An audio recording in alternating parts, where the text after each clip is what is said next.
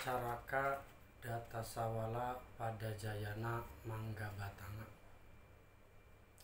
ngata bagama naya jadapa lawasatada karacanaha hana caraka data sawala pada jayana mangga batanga ngata bagama naya jadapa lawasatada karacanaha hana caraka data sawala pada jayana mangga batanga ngata bagama naya jadapa lawasatada karacana. Wilujeng Sumping, salam rahayu, salam budaya dari Pulau Gosong, Parean, Kandangar, Indramayu. Mari melestarikan tradisi leluhur Nusantara yang adiluhur.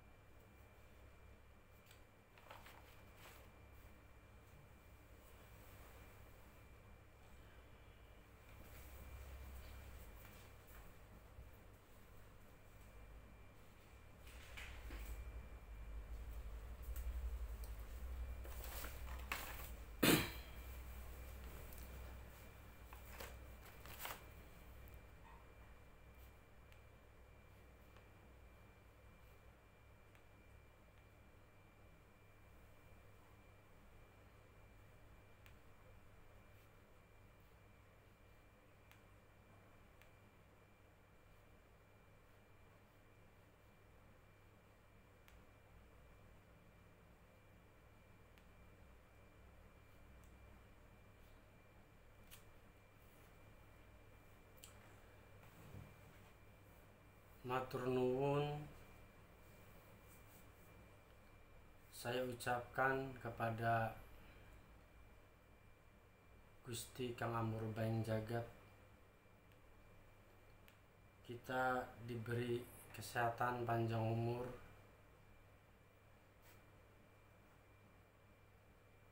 sehingga kita nafas dan detak jantung kita sampai pada malam ini, yaitu malam Jumat Kliwon tanggal 5 Suro 1445 Jim Awal, bertepatan dengan tanggal 23 Juli 2023 Masehi. Sedulur-sedulurku, teman-teman baik yang jauh maupun dekat, pada kesempatan ini saya dibisahkan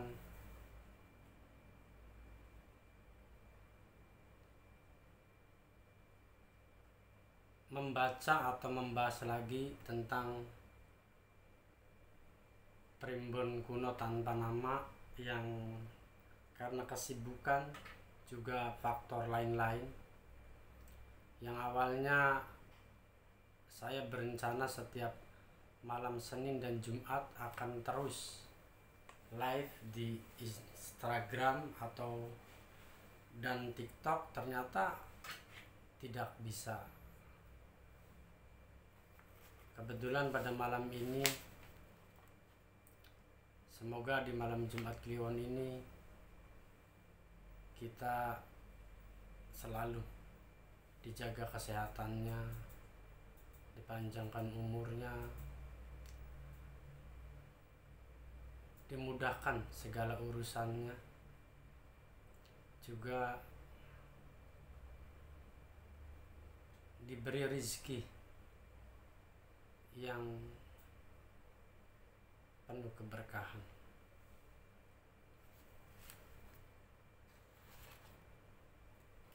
Anggaplah pada malam ini sebagai pembukaan tentang ngaji rasa, ngaji diri, agar kita paham dan mengerti tentang sastra Jendra Yuningrat sangkan paraneng dumadi pangruating diuk.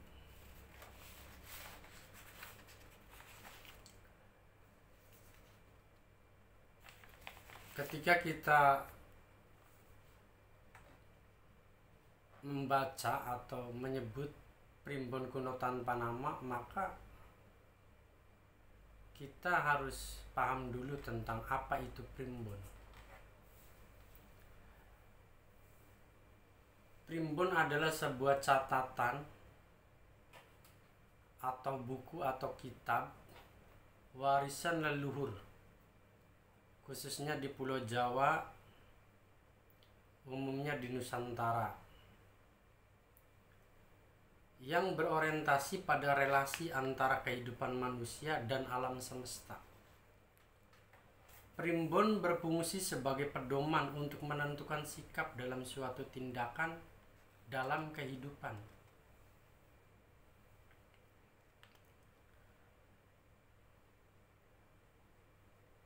Primbon juga di dalamnya berisikan ramalan, juga menghimpun berbagai pengetahuan leluhur kita orang Jawa. Rumus-rumus ilmu gaib juga yang lainnya. Primbon atau kalau orang Sunda biasanya sering menyebutnya paririmbon. Secara harfiah berasal dari kata rimbu yang berarti simpanan dari bermacam-macam catatan orang Jawa pada zaman dahulu, yang kemudian diturunkan dan disebarluaskan kepada generasi berikutnya. Ada juga yang menyebut primbon itu berasal dari kata embon atau empon, yang artinya induk ditambah awalan pri untuk meluaskan kata dasar empon atau embon itu. Embon atau babon, induk. Biasanya kita kalau nyebut ayam betina yang sudah produksi itu biasanya disebutnya babon, yang mungkin awal-awalnya dari kata itu.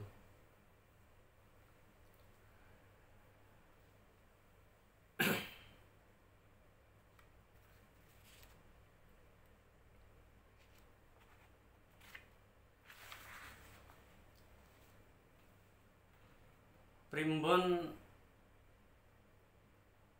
orang biasanya hanya mengenal primbon Jawa. Padahal primbon itu di tanah Lombok, di tanah Bali, di Pasundan, bahkan di Sumatera, sampai ke Kalimantan, daerah Banjar, Sulawesi sebenarnya ada. Dan itu manuskrip-manuskripnya ditemukan di Belanda sana.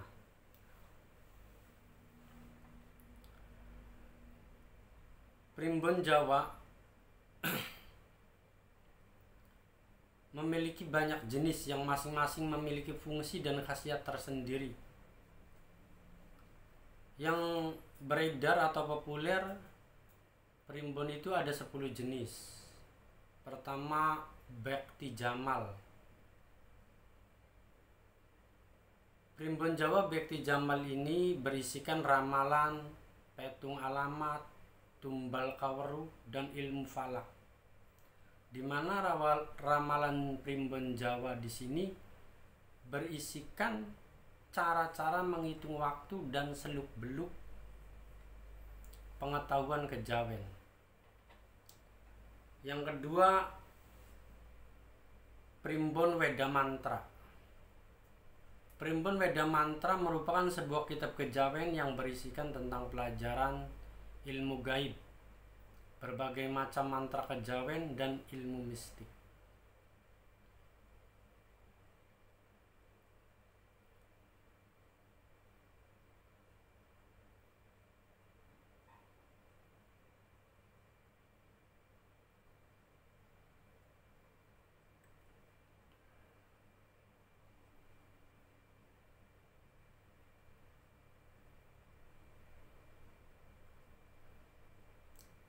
Yang keempat, mantra yoga. Primbon Mantra Yoga merupakan sebuah kitab yang berisikan kumpulan mantra atau doa-doa kejawen beserta penjelasan fungsinya.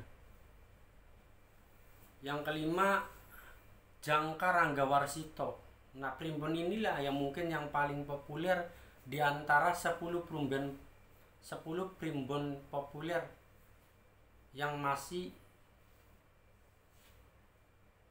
ada di era sekarang, yaitu Jangka Ranggawarsita, atau biasanya orang menyebutnya Jangka Jayabaya.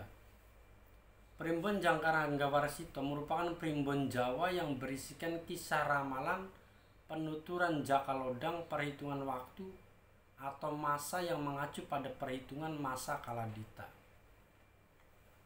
Yang keenam,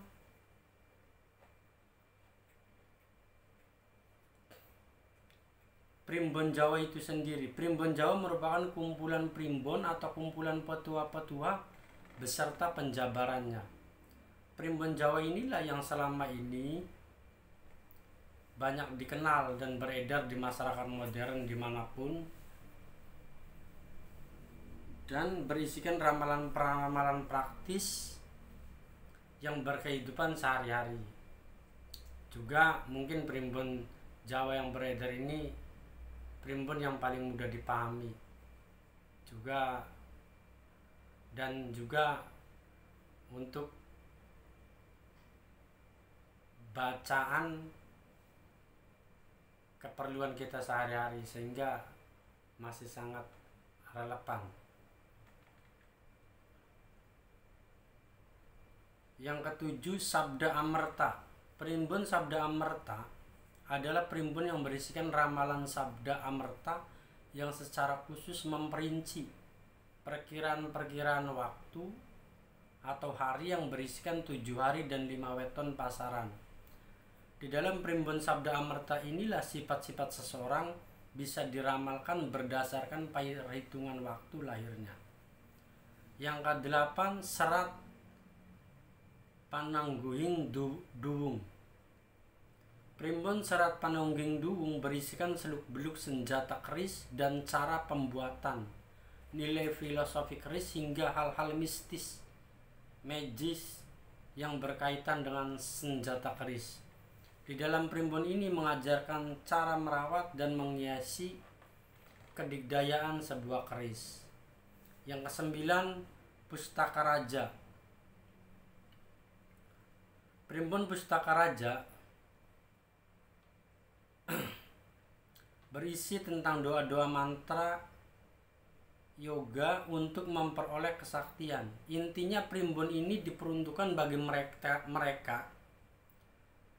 bagi kita yang ingin memperdalam ilmu kesaktian, di mana di dalamnya berisikan mantra atau doa mistis. Nah, yang ke-10, primbon yang masih populer sekarang atau sering dibaca pada generasi sekarang, yaitu Sabda Sasmaya.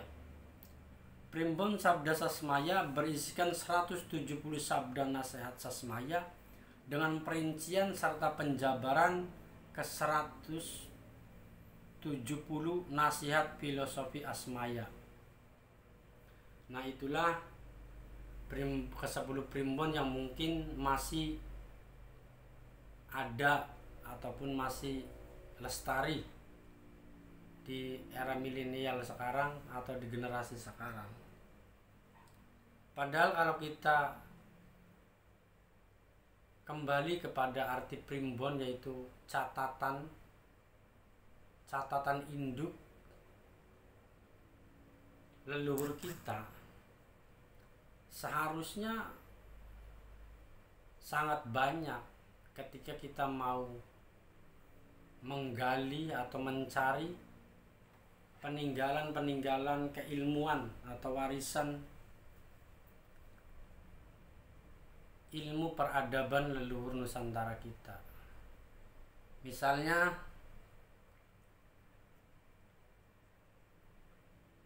ketika tahun 2000-an misalnya, Les Bumi NU saja itu melakukan penggalian pencarian itu menemukan 6.528 kitab dan naskah dari zaman Majapahit, Demak, Pajang, dan Mataram Islam.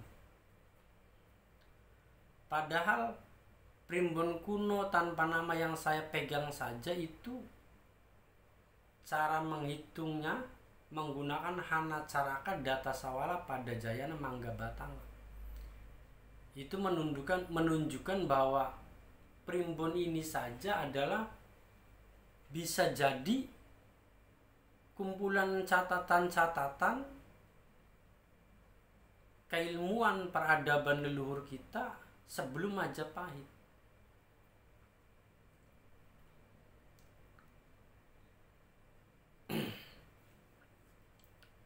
Walaupun banyak para akademisi yang melakukan penelitian bahwa primbon itu ditemukan atau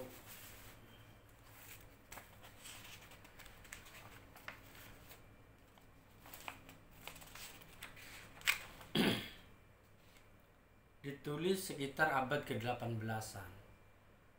Ya memang benar ditulis sekitar abad 18-an, tapi itu primbon yang sudah menggunakan aksara sekarang A B C D F F G gitu. Karena kalau kita teliti dan pelajari bahwa tidak mungkin leluhur kita itu menulis primbon dengan aksara A B C D. Kalau primbon itu sudah ada dari masa Majapahit ataupun sebelum Islam datang.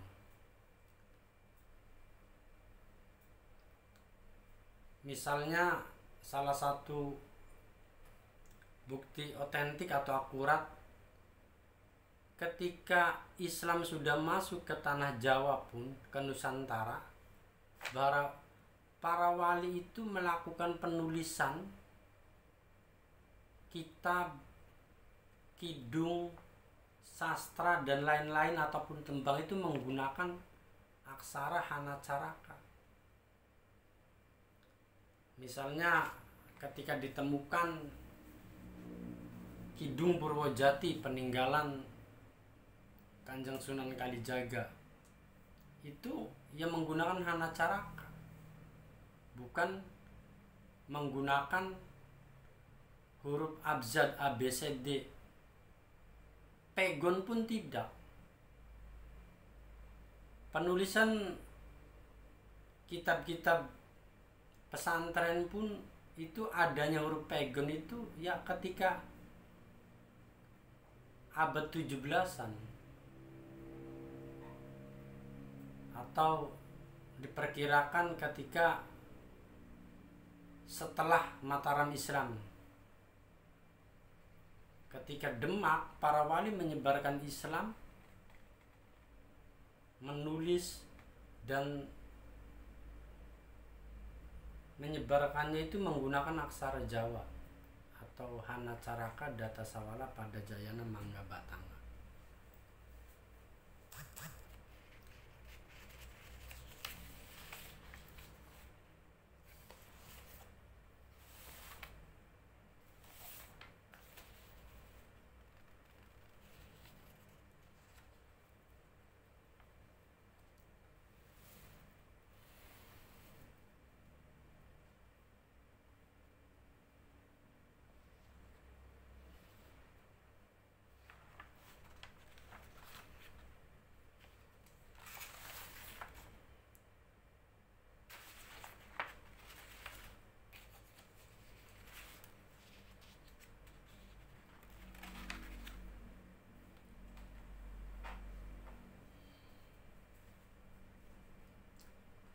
Nah, nanti primbon yang populer atau masih lestari sekarang itu misalnya catatan-catatan atau primbon-primbon yang berisikan kidung, tembang, seperti itu juga sudah hampir sangat jarang peminatnya di generasi sekarang. Mungkin yang sekarang masih banyak beredar atau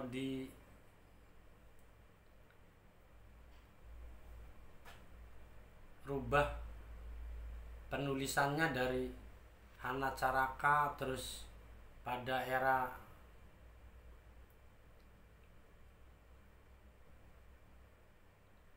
Mataram Islam ke bawah pada abad ke-17-an dirubah dengan huruf pegon. Terus ketika abad ke-18 dirubah dengan tulisan-tulisan aksara abjad A B C D. Itu yang masih ada peminat membaca ataupun mempelajari itu biasanya primbon-primbon yang mengejarkan 11 ajaran. Yang pertama yaitu Pranata Mangsa, yang kedua Petungan, yang ketiga Pawukon, yang keempat Pengobatan, yang kelima Wirid, yang keenam Aji-aji, yang ketujuh Kidung, yang kedelapan Ramalan, yang kesembilan Tata Cara Selamatan, yang ke-10 Donga.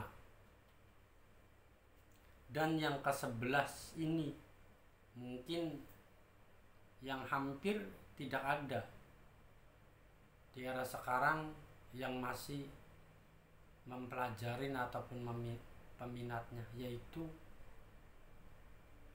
ngalamat atau sasmita gaib. Untuk yang pertama misalnya Pranata Mangsa merupakan acara membaca alam semesta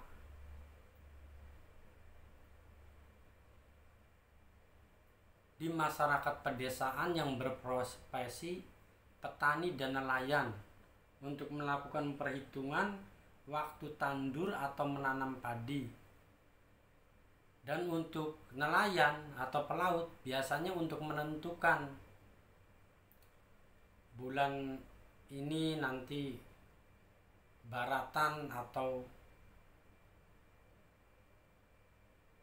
curah hujannya banyak atau dan badainya besar atau tidak.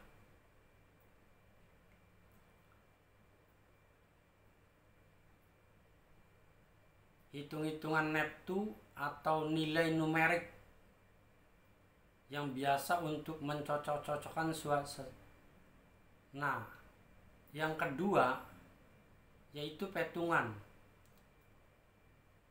Petungan adalah hitung-hitungan neptu atau nilai numerik yang biasa untuk mencocok-cocokkan sesuatu, seperti menentukan jodoh yang tepat bagi seseorang berdasarkan hitungan sama sesuai abjad Jawa yang dibagi 7.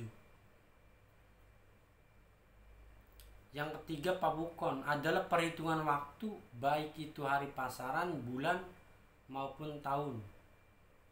Pawukon sebenarnya tidak berbeda dengan metode hitungan astrologi lainnya, di mana hari kelahiran seseorang dibagi berdasarkan tanggal dan tahun kelahiran. Yang keempat Pengobatan. Adapun yang dimaksud dalam hal ini adalah pengobatan tradisional yang digunakan untuk menangani suatu penyakit tertentu. Salah satu contoh primbon pengobatan tercantum dalam primbon Mangkuprajan berupa mantra untuk mengobati sakit gigi.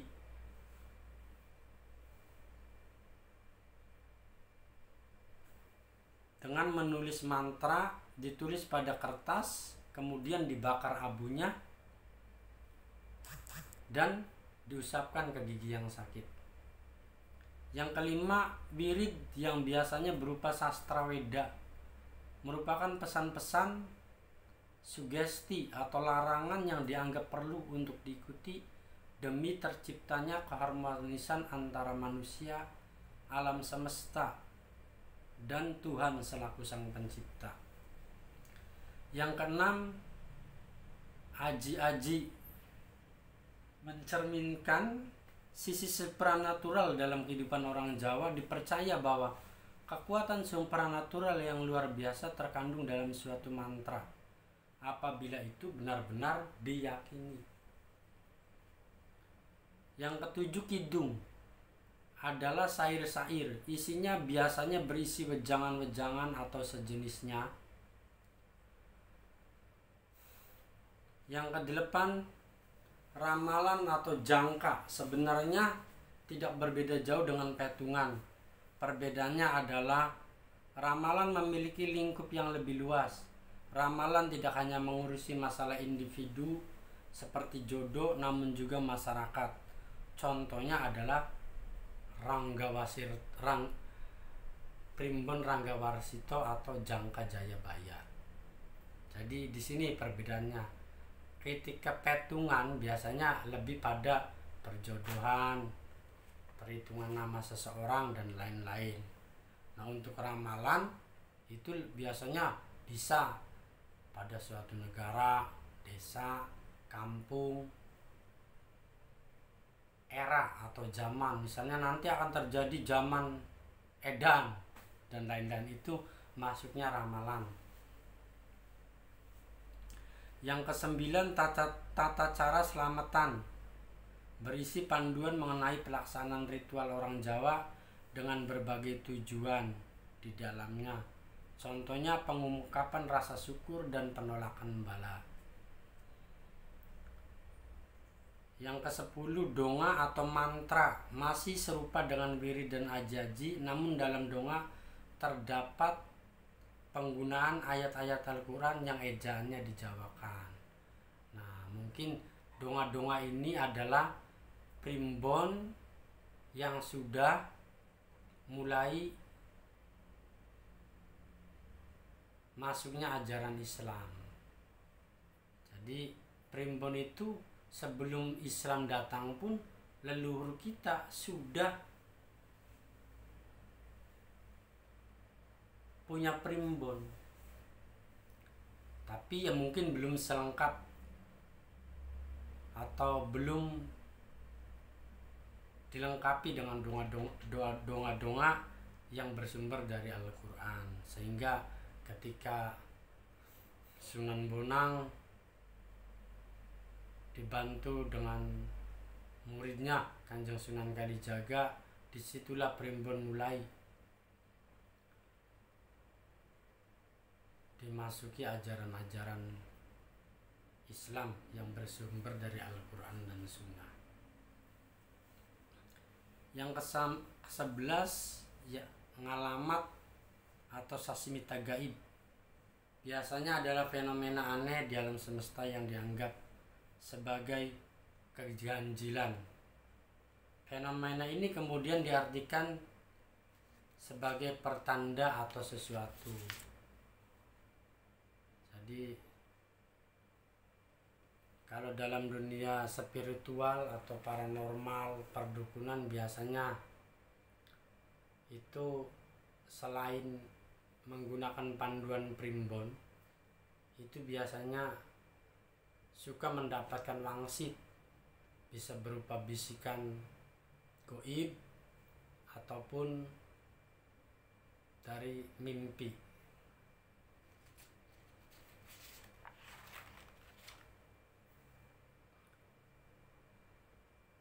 Lalu jadi dari sini sudah jelas bahwa primbon itu sebenarnya tidak bertentangan dengan ajaran agama Islam ataupun agama yang lain, misalnya agama Katolik. Karena pada dasarnya ketika kita mencoba atau mempelajari primbon-primbon warisan leluhur Nusantara,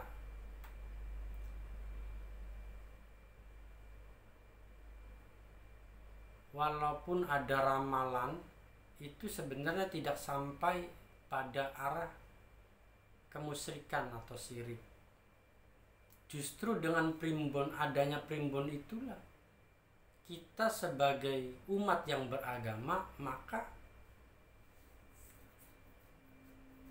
akan sangat mudah atau akan mempermudah kita untuk menerapkan ajaran agama kita di suatu tempat, di suatu daerah atau di suatu kampung. Karena primbon itu sendiri adalah sebagai tafsir ajaran-ajaran agama yang mungkin kalau kita pelajari sangat rumit. Lalu para leluhur kita menulislah sebuah primbon agar anak cucu kita mempraktekkan agama di suatu wilayah, di suatu daerah, di suatu kampung, di Pulau Jawa khusus, di Pulau Jawa, Nusantara umumnya, tidak sampai terjadi salah penafsiran yang mungkin sekarang banyak. Orang menafsirkan Al-Quran malah membuat seseorang itu menjadi pembenci terhadap orang lain atau golongan lain, bahkan menjadi fanatik buta terhadap orang yang tidak sepemahaman dan sepenafsiran. Justru dengan primbon inilah kita akan lebih hati-hati, lebih waspada terhadap segala macam mara bahaya ketika kita menjalani kehidupan dengan mengamalkan ajaran-ajaran agama. Walaupun ada ramalan misalnya, itu justru dalam rangka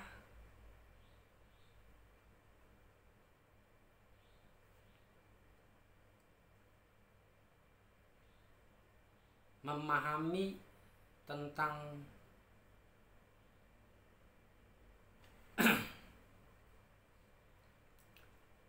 takdir atau ketentuan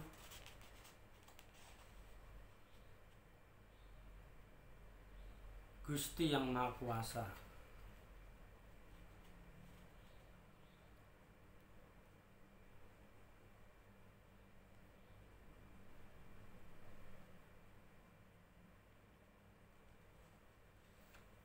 Karena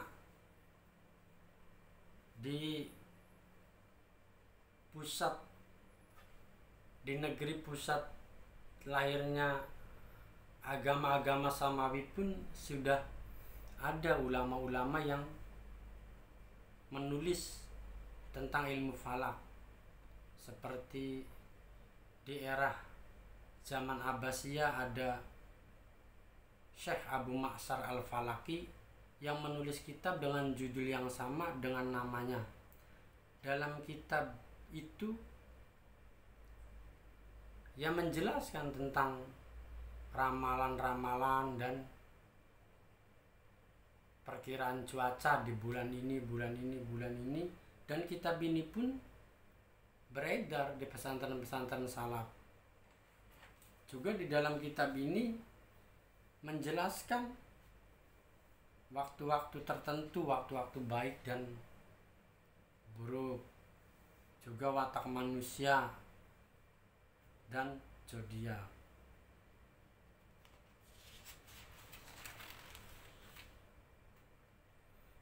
Sehingga ramalan atau ilmu astrologi itu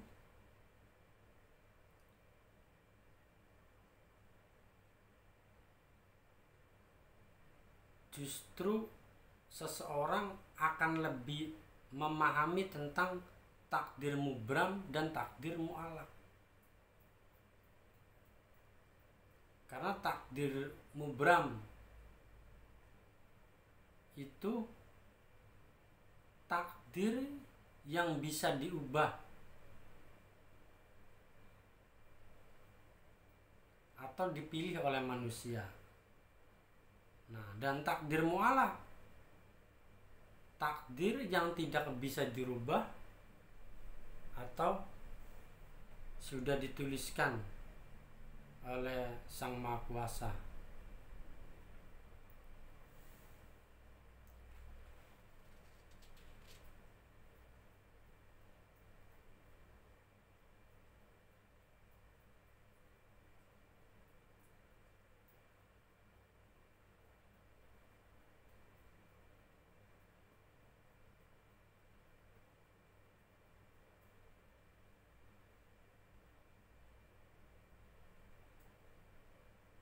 Sehingga untuk misalnya takdir mubram, nanti di dalam primbon terdapat kepercayaan akan 4 sifat dari hari-hari yang buruk, seperti hari Taliwangke atau hari Sengkala, ada Samparwangke, hari Sengkala juga, ada Kunapawarsa, itu tahun bencana, dan Sangarwarsa, tahun bencana. Nanti ada yang baik, bulan Rahayu, bulan Sarju, nanti bulan Sedang, ada juga Anggorokasi.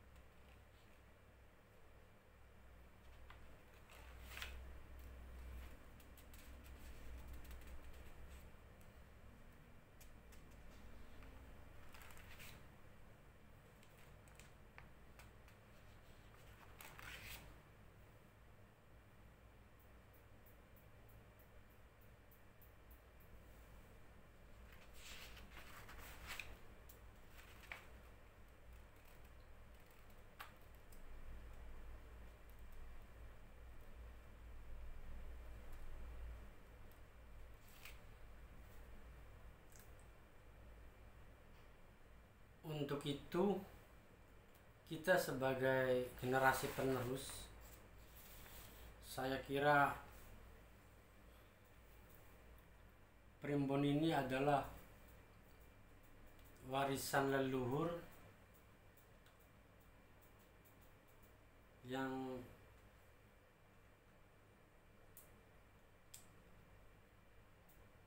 sangat baik untuk dilestarikan, karena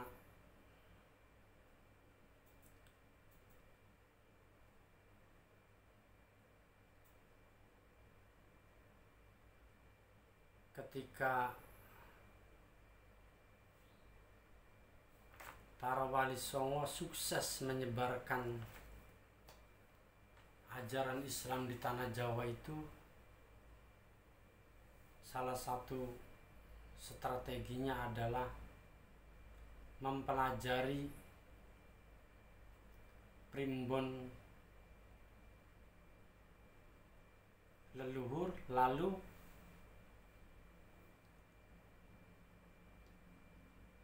diadopsi dan terjadi akulturasi atau dimasukkan unsur-unsur agama pada primbon, sehingga penyebaran Islam begitu cepat. Dengan strategi inilah, karena kalau lihat catatan sejarah, begitu sulitnya Islam masuk ke tanah Jawa.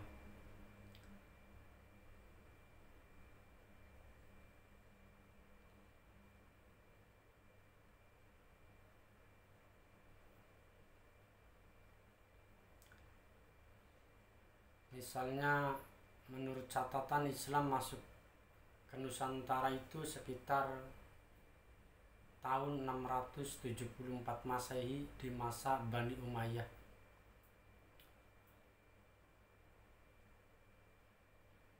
Tapi tidak berhasil sampai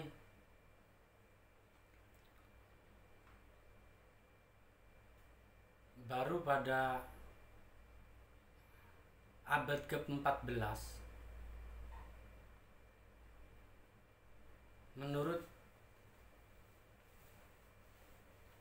juru tulisnya Sampokong bahwa pada 1400-an itu di pesisir Pulau Jawa itu banyak orang yang beragama Islam, tapi semuanya itu etnis Cina.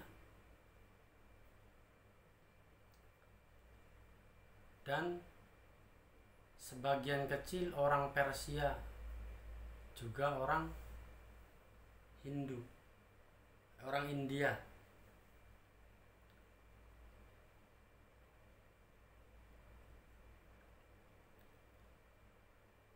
Pada abad ke-14 lah, mungkin kalau kita baca buku dongeng-dongeng Wali Songo, disitulah Sunan Ampel mulai datang dan menyebarkan Islam di Pulau Jawa, di daerah Surabaya, Gresik, dan itu pun tetap belum bisa diterima oleh rakyat-rakyat mayoritas, hanya di kalangan-kalangan bangsawan dan sebagian kecil para pejabat keraton. Hingga akhirnya oleh Sunan Bonang lah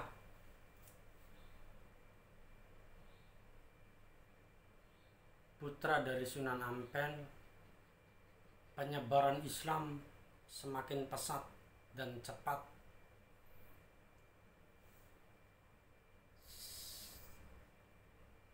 Sunan Bonang dibantu oleh muridnya Kanjeng Sunan Kalijogo, yaitu dengan cara yaitu tadi, dengan budaya, seni, termasuk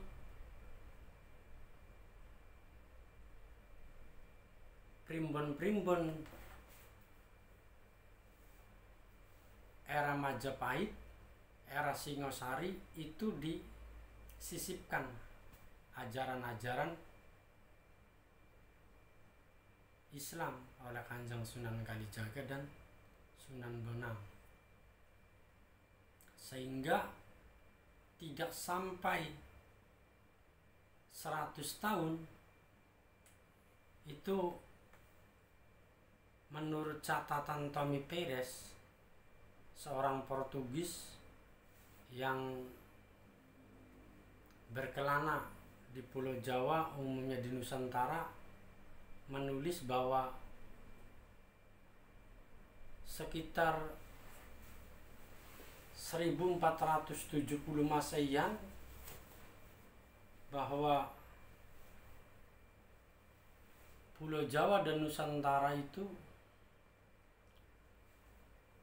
rakyatnya beragamakan Islam, adipati-adipatinya di setiap wilayah beragamakan Islam juga.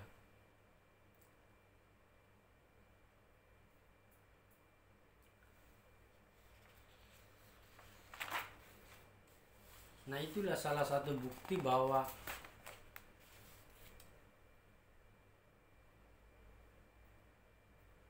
primbon atau ajaran-ajaran leluhur kita itu sangat layak dan baik untuk dilestarikan kita sebagai generasi muda.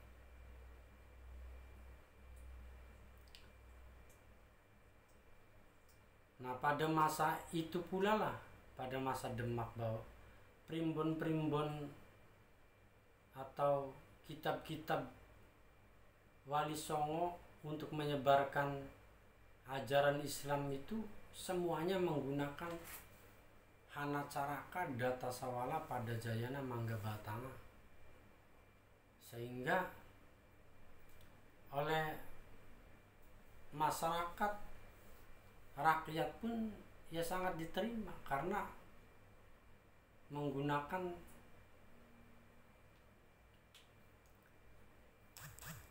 bahasa dan tulisan yang mereka pahami. Padahal kalau kita cari ataupun menggali, hampir sudah tidak ada catatan-catatan primbon, manuskrip yang masih menggunakan Hana Caraka, Data Sawala, Pada Jayana, Mangga Batanga. Sehingga justru malah beranggapan di generasi sekarang, jika ada buku ataupun doa ataupun mantra yang menggunakan Hana Caraka, Data Sawala, Pada Jayana, Mangga Batanga, bahwa langsung dicap itu adalah peninggalan Hindu Buddha, itu adalah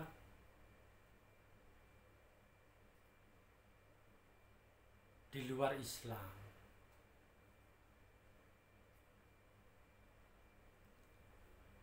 Padahal penulisan dengan menggunakan huruf pegon pun itu ada ya setelah Mataram Islam sekitar abad 17-an. Belanda sudah mulai menginjakkan kakinya di Pulau Jawa dan Nusantara.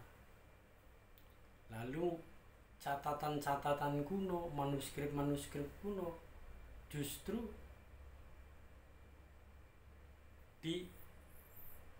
diambil atau dipelajari oleh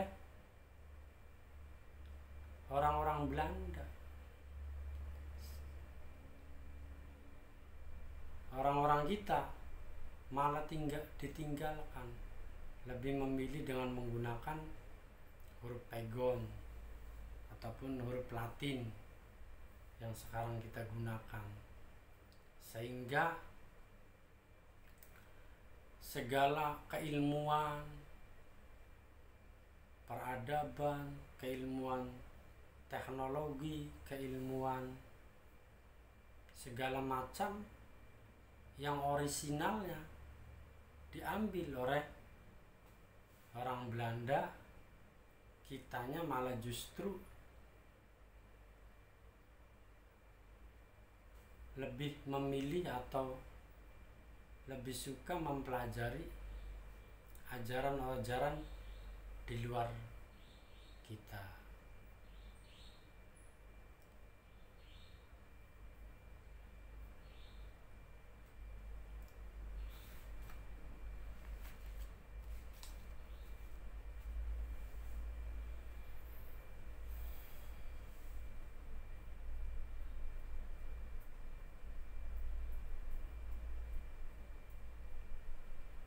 Nah, seperti itu terjadi bukan di Pulau Jawa saja, di Sumatera, di Kalimantan, misalnya di Sulawesi.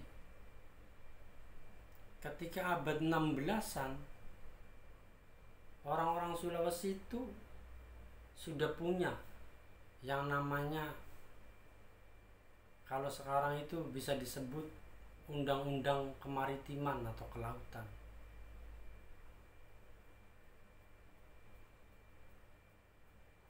Itu abad 16-an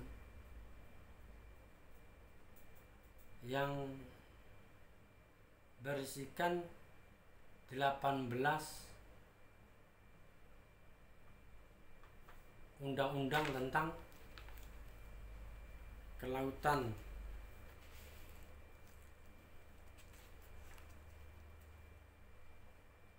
atau etika dalam berlayar. Itu orang Sulawesi sudah punya.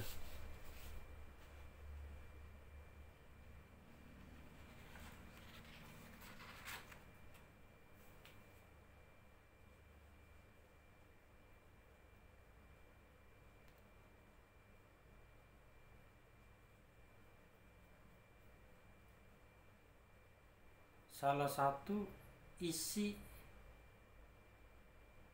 undang-undang berlayarnya itu misalnya seorang pelaut harus selalu waspada, berani dan tanggung jawab,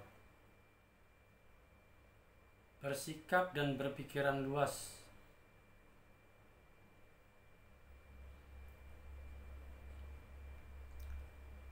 seorang nakoda ataupun sekarang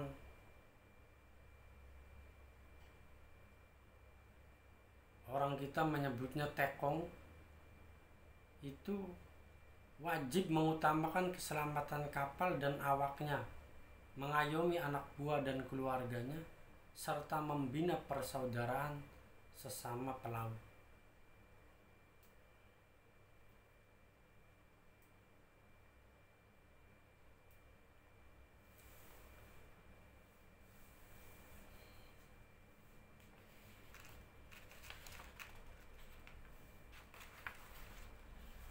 Untuk pertemuan-pertemuan berikutnya, ketika senggang dan waktunya luang, saya akan memulai membahas tentang primbon kuno tanpa nama. Adalah primbon warisan leluhur yang petungannya menggunakan Hana Caraka, Data Sawala, Pada Jayana, Mangga Batama.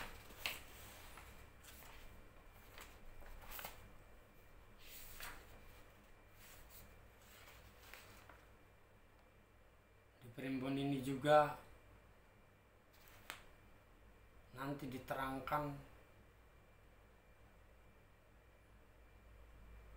tentang hakikatnya sembahyang,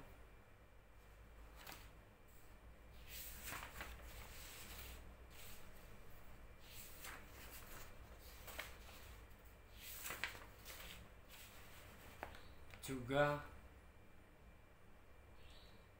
18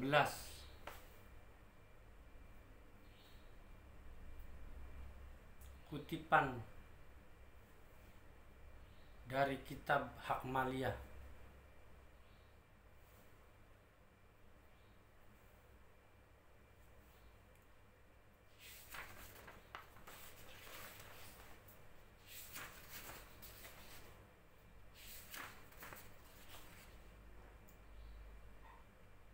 Selain berisikan ramalan, petungan, nasihat, wejangan, dan hakikat sembahyang,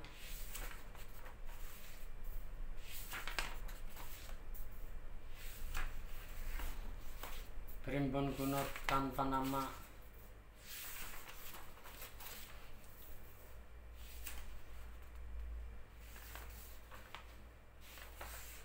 juga sangat cocok, layak digunakan untuk pertanian,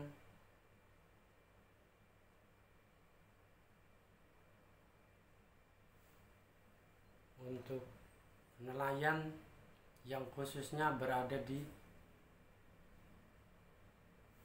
pesisir utara.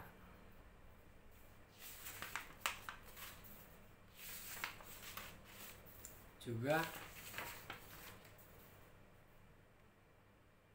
di dalam primbon kuno tanpa nama juga sudah ditulis tentang fisionomi. Kalau sekarang yang lagi viral itu kan orang Amerika ataupun orang luar negeri, orang Inggris itu mempelajari fisionomi. Nah, sedangkan di dalam primbon kuno tanpa nama leluhur kita sudah menulis dengan menyebutnya katurangga. Jangankan manusia, hewan pun sudah dipelajari oleh leluhur kita dan ditulis di primbon fisionominya atau katurangganya. Misalnya katurangga burung perkutut, ada srilumbung, ada kantong semar, ada kalung tepung. Terus misalnya kalau di ayam nanti ada kaki ubed, ada sisik naga, dan lain-lain.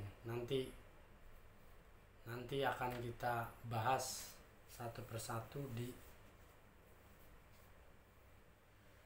hari-hari selanjutnya tentang primbon kuno tanpa nama. Nah, di orang pun ya sudah jelas, kalau di hewan saja leluhur kita sudah mempelajari katurangganya, fisionominya, apalagi di manusia. Misalnya ketika perempuan bentuk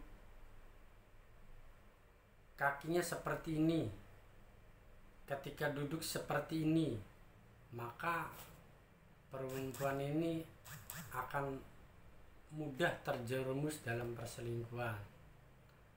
Misalnya laki-laki yang bentuk hidungnya seperti ini, biasanya tukmis atau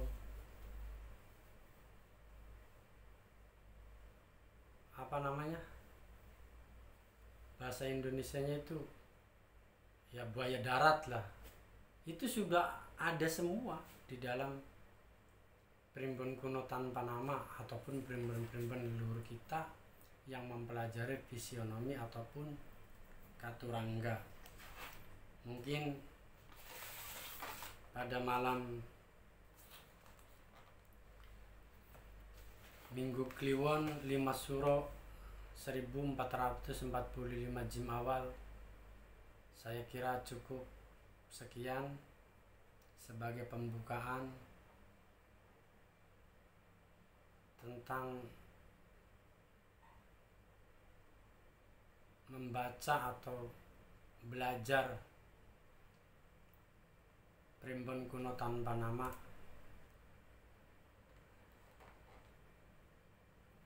Hana caraka data sawala pada jayana mangga batanga ngata bagama na jaya dapa lawasatada karacanaha. Hana caraka data sawala pada jayana mangga batanga ngata bagama naya jadapa lawasatada karacanaha.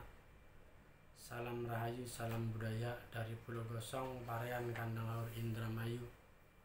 Mari melestarikan tradisi leluhur Nusantara yang adiluhung. hana caraka data sawala pada jayana mangga.